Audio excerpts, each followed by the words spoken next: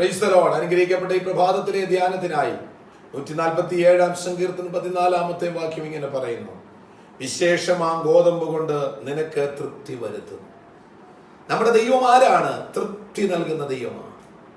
ലോകം നൽകുന്നതിനേക്കാൾ അധികമായി വിശേഷമായ പ്രത്യേകമായ ചിലതിനെ നൽകിയ ദൈവം നമുക്ക് തൃപ്തി നൽകുന്ന ദൈവം.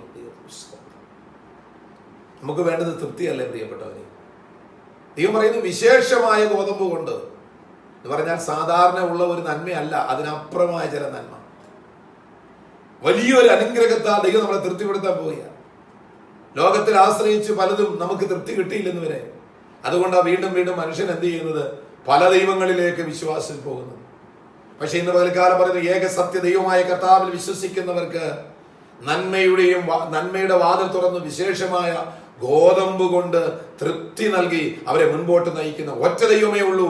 അത് നമ്മുടെ കർത്താവായ യേശു ക്രിസ്തുവാണ്. ആ കർത്താവിൽ വിശ്വസിക്കുക, ആ ദൈവം നമുക്ക് തൃപ്തി നൽകും. നമ്മുടെ പ്രതികൂലങ്ങൾ മാറ്റും, നമ്മുടെ വേദന മാറ്റും, നമ്മുടെ ഇല്ലായ്മ മാറ്റും, നമ്മുടെ ശൂന്യത മാറ്റും.